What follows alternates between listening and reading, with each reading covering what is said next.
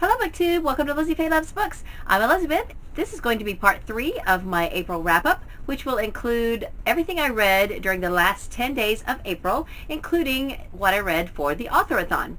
So I will have finished a total of 12 books for the last 10 days of the month. I say will have because I am currently reading Dave Ramsey's Complete Guide to Money, and I have about 3 chapters left. Right now it's early afternoon on Saturday, April 30th, and so I don't see any reason why I will not be able to finish the last 3 chapters of this book and count it for this month. So during my last wrap-up, I had finished Genreathon and had started Authorathon, and at that point I mentioned my Authorathon TBR, which was to do both sides of the Authorathon challenges. For the challenge to read all your books by one author, I chose to have all of the print books that I read during the week of Authorathon to be by one author. Now, I didn't quite finish all 4 of these during Authorathon, but I have finished all 4 of them at this point. It took me about 12 days to finish everything on my Authorathon TBR. I did finish the majority during that week, but I had a couple of audiobooks that I was still working on, and I'm finished with it now, so it's all good. But I chose to read books 2 through 5 of the Dimity series by Nancy Atherton. Now, I read the first book during March Mystery Madness, and it was about our main character of Laurie Shepherd, who at the beginning of the book was almost to the point of being destitute, and her mother had passed away, her father had died when she was very young, and so she found out that she had been gifted with a huge inheritance from her mother's best friend who had no children. That was Aunt Dimity. Now, she did not even know at that time that Aunt Dimity was a real person. She had only known Aunt Dimity to be a character in her mother's bedtime stories. Through a series of events, she discovers that she can communicate with Aunt Dimity through a blue journal, which stays in her study, in her cottage. And so that's how we meet Aunt Dimity, is through the words of a journal. And the writing appears, and Laurie can talk to her, ask her questions, and her answers appear on the pages of a journal. And the executors of Aunt Dimity's will are a father and son lawyer team. And so the son escorts her to England and stays with her there, and they end up falling in love. I won't go into that right now. But then in Aunt Dimity and the Duke, those characters are not there. So it took me a while to figure out what was happening. Finally, it all started to click into place. So this book is about Derek and Emma Harris before they were married, and it's their backstory. And then they later move in next door to Aunt Dimity's cottage. And at this point, Laurie and Bill are still living in the States, and they make trips to and from England, and when they're in England, they stay in Aunt Dimity's cottage, which Laurie is now the owner of. And in this particular book, it's their 2nd anniversary now, and they're supposed to be kind of having a second honeymoon in England, but Bill is tied up with work in the States, and he can't go. So Laurie decides to go anyway to England and stay in the cottage for a while, and of course a mystery ensues. And then Aunt Dimity digs in. This is kind of an archaeological mystery. There is an archaeology professor who has come to the town of Finch, and he is digging up some artifacts, and some people are against it, some people are for it, and some things get stolen from the vicar's house, which would further the cause of one or the other, and so it's just fun. And then Aunt Dimity's Christmas is a really sweet Christmas story. There's, of course, there is a mystery. 2 weeks before Christmas, they wake up and there is a man passed out on the lawn in front of the cottage. And, he's got old ratty clothes, and they think he's probably a homeless person. They don't really know anything about him. He appears to be near death, and so they call in a helicopter to take him to the hospital.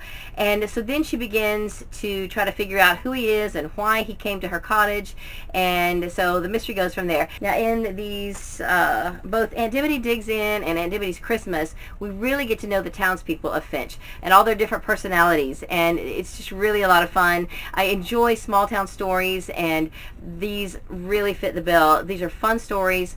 They're not spooky or creepy. Aunt Dimity is a ghost, but she's a friendly ghost, and they're just really cute. Definitely, these books were wonderful for me this week, because some of the other books that I listened to on audio this week just hurt my ears.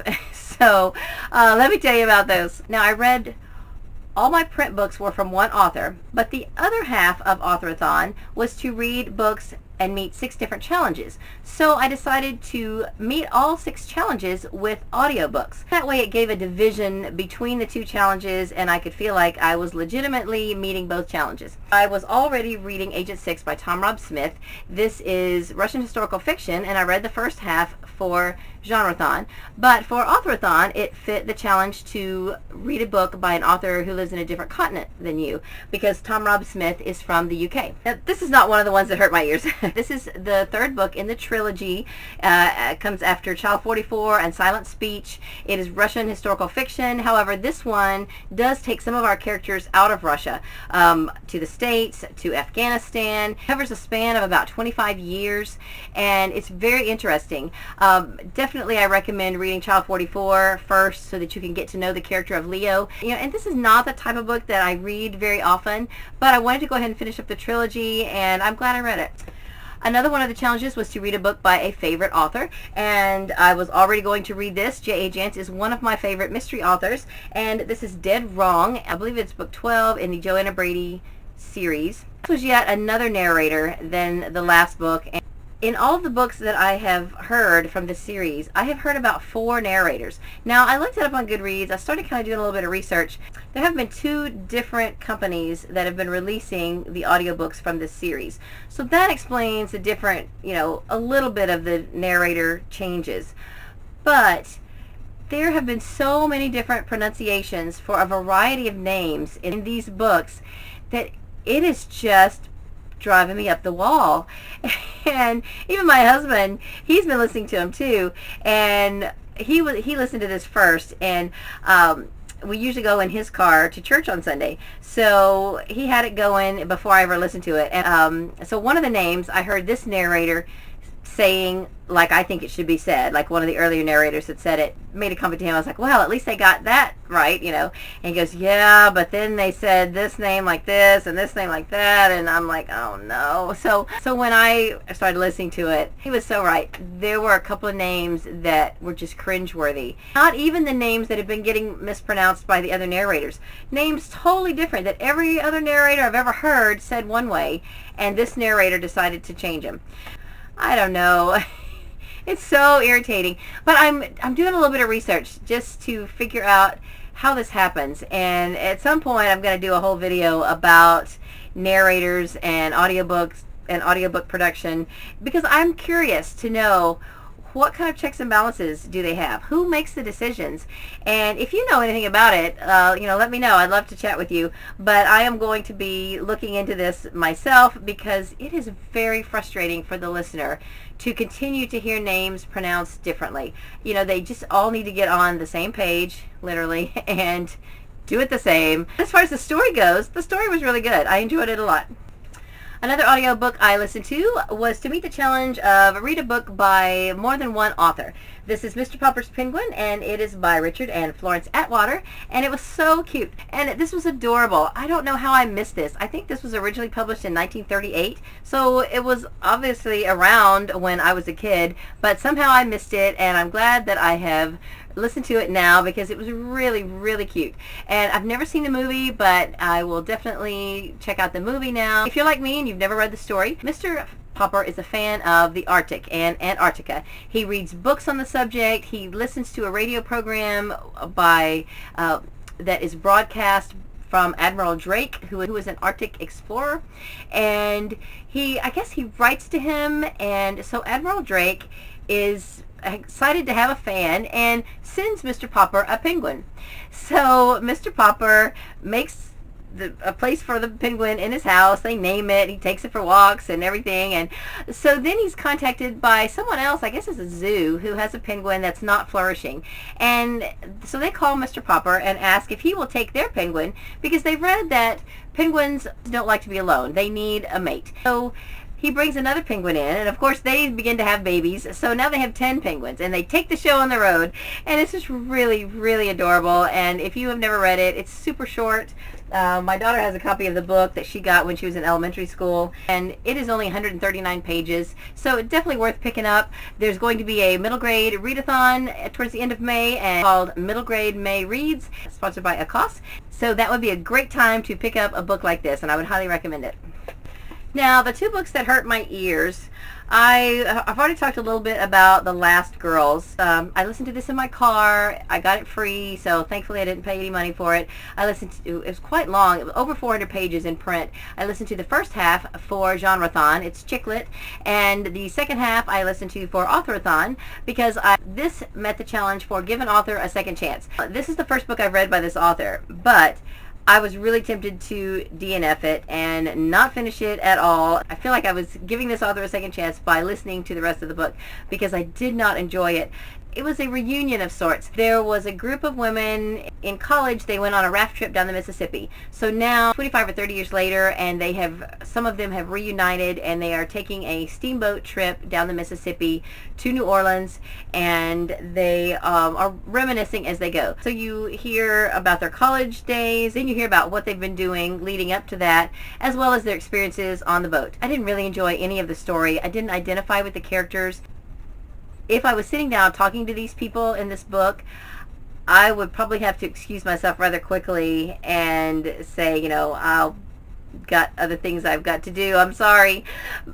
Because really, TMI, too much information. I don't need to know who you're cheating on and whose husbands are cheating and who you're cheating on your husbands with and all about your so-called exciting adventures, because that's not what I need to hear about.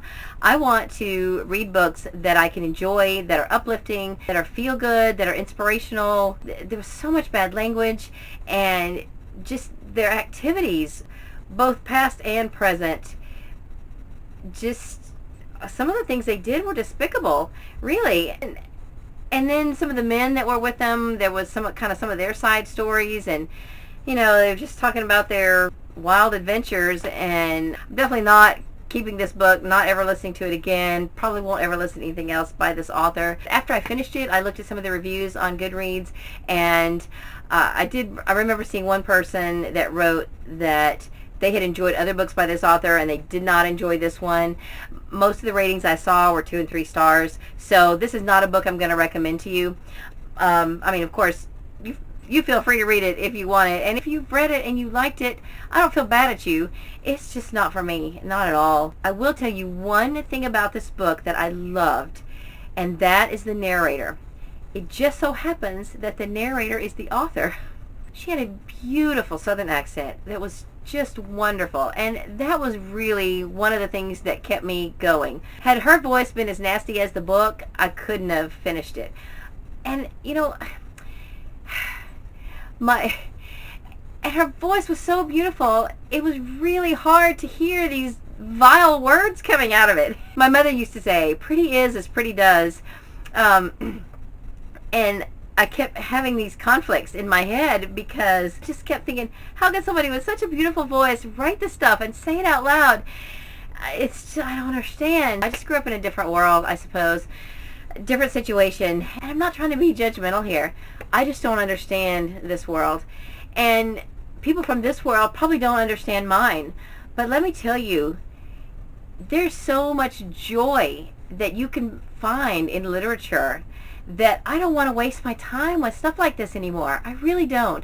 I am calling a moratorium on books like this from my life. And I've still got one more to tell you about. Now that I have finished these 2 books, I really just want to go take a shower because I feel nasty. And I want to curl up with Anne of Green Gables and Little House on the Prairie for like a month. Or the rest of my life. I don't know. One or the other, just to get this junk out of my head. I don't like having my head filled with this foul language and these themes that are so prevalent in contemporary books. And if I hold up a book in a book haul that you've read that's got a lot of bad language in it, please warn me, because books don't come with warnings, and they really should. Movies are rated, so why can't books be rated? As far as language and things like that. I think it would be great if you knew about it before going into it. Which brings me to this. This was my 5th book for Authorathon, and I read this because this is a debut author from 2015. It's also an author that's new to me. Now, I have another book by an author that's new to me that I finished up the next week. but this covered the last two challenges for me. I didn't quite finish it during the week of Authorathon. I finished it up like Tuesday morning, so it took me like a day and a little more than a day more to finish it up. I thought this was going to be a fun book about dieting. It wasn't fun. It was harsh. There were a lot of adult themes in this book, like pornography, rape. There was also cutting, and what else? Just, horrible language. Really creative uses for the F word, made up words with the F word as the root word, and it just, oh my goodness. I listened to it on audio. I downloaded it to my computer. I was able to get it through the library, which subscribes to Hoopla, and so I got it through Hoopla. Then I went ahead and checked out the print book so that I could show it to you.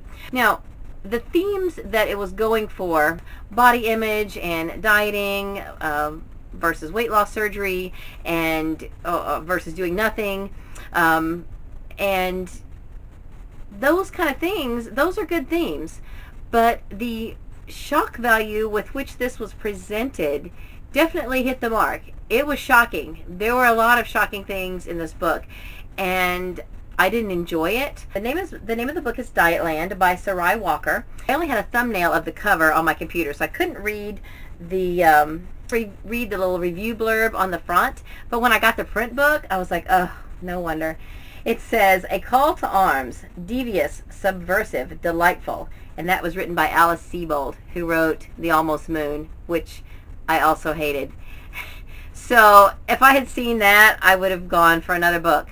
But there was not a lot of choices for audiobooks by debut authors that I could download. I found this by looking through the Goodreads Choice Award nominees. This was the very last one that made the cut. It had like 900 and something votes, and so none of the others were anything that I could find on audio, and because my criteria for Authorathon was to listen to all the challenge books on audio.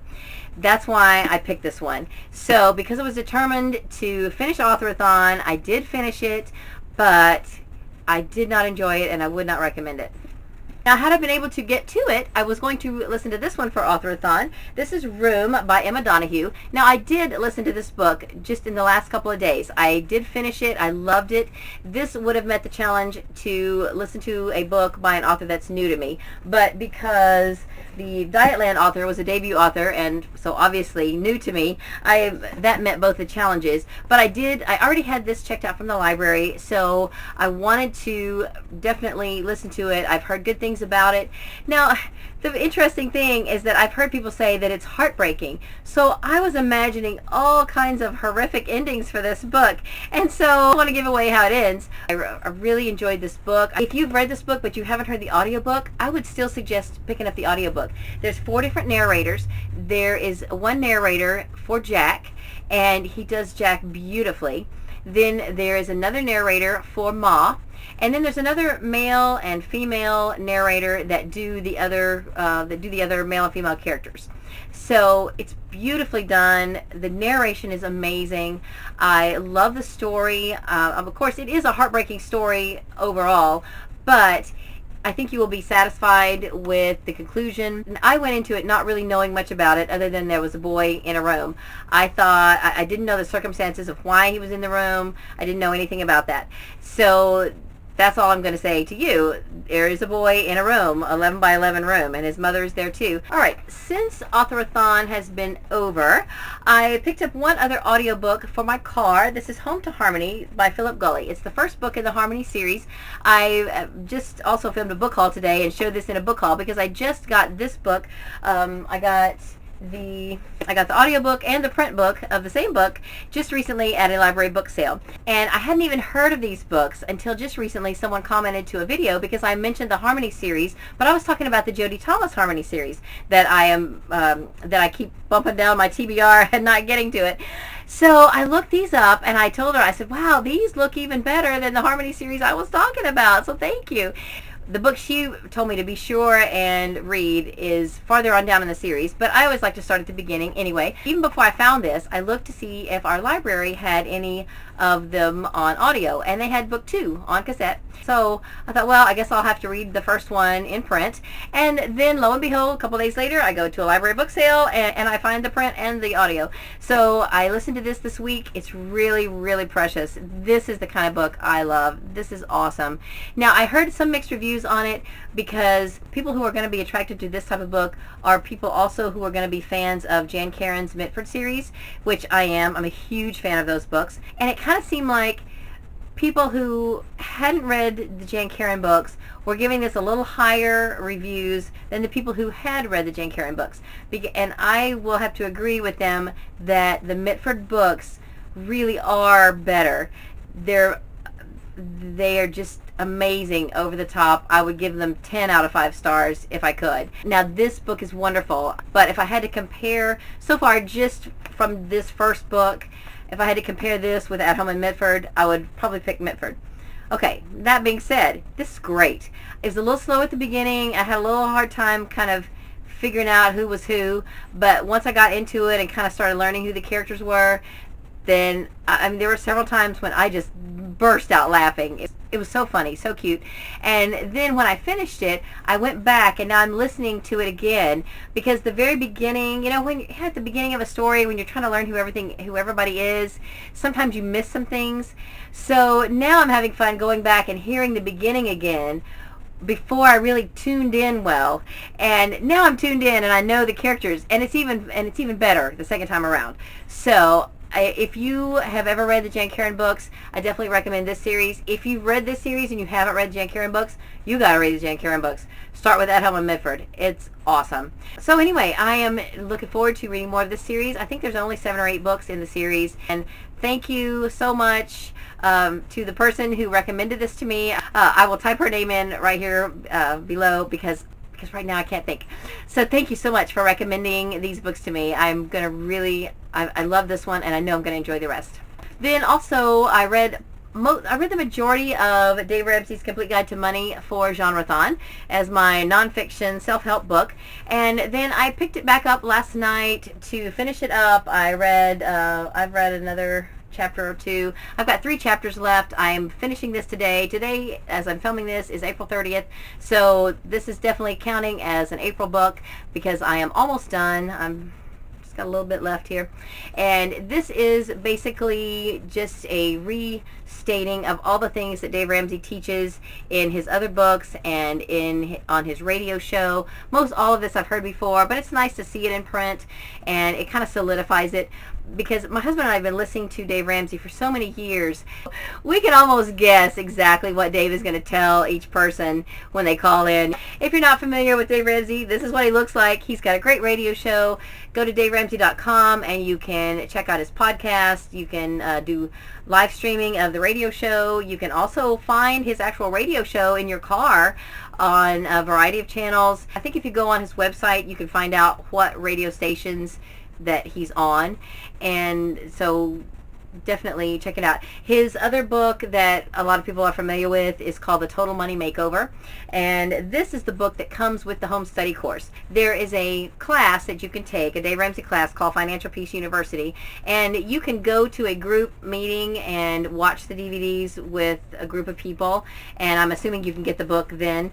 But we had just not been able to coordinate a time that we could both go regularly because of our work schedules and everything. So we just decided to go ahead and order the home study course, and we're going through it a week at a time.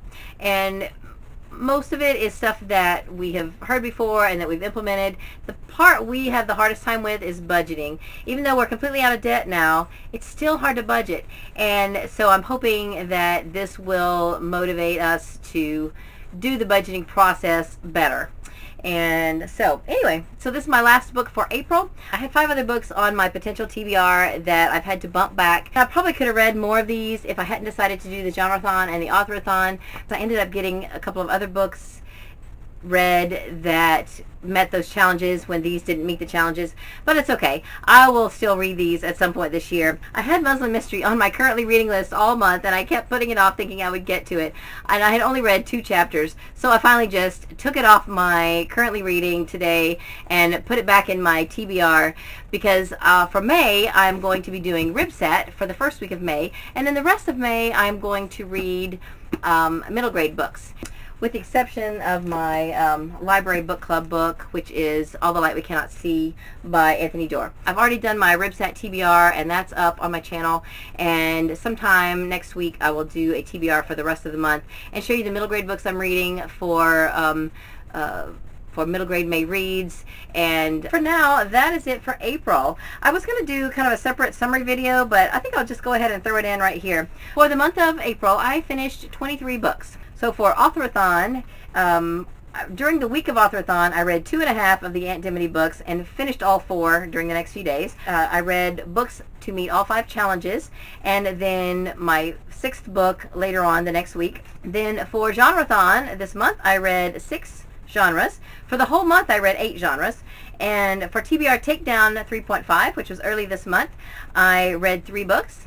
And altogether for the month, I had 10 audiobooks and 13 print books. Genre I read the most from was mysteries. I read 9 mysteries. A lot of that was because I was still finishing up some books that I had wanted to read for March Mystery Madness, and so I just went ahead and got those read during the month of April. Then I read 2 chick lits. Those are the ones that I didn't like. And I read 3 children or middle grade books and 1 inspirational fiction, which I loved. And I read 3 books from the SFF category. One was dystopian, one was a graphic novel. I read The Glass Sword, which was fantasy, and then Wool, which is a dystopian. So 3 from the science fiction fantasy category, and then 2 literary fiction, then 1 nonfiction, the Dave Ramsey book, and 2 historical fiction. If you want to see what else I read during the month of April, please check out my other wrap-up videos for this month. One was titled TBR Takedown 3.5 Wrap-Up, and the other was titled Genreathon Wrap-Up and Authorathon Recent Reads, or something like that. So I hope you'll check those out. So today's Saturday, the last day of the month. Rather than start a new audiobook in my kitchen, I've been listening to and watching some of your YouTube videos, and I have over 800 now in my watch later list. But I heard that it maxes out at 5,000. So I'm excited to know that I'm nowhere near maxing out on those. And it really doesn't take that long to get through a lot of them, because while I'm washing dishes or doing other work in my kitchen, I can let them play, and I really enjoy that. And I feel so out of touch with everybody because I have not been keeping up with the day-to-day videos that you've been doing. But I am not going to delete them off my watch later list until I have watched them. I don't mind watching older videos. Hopefully you don't mind if I comment to your older videos as I catch up. So I guess that's it for this one. I hope you're having a great day. Read a good book, and God bless you.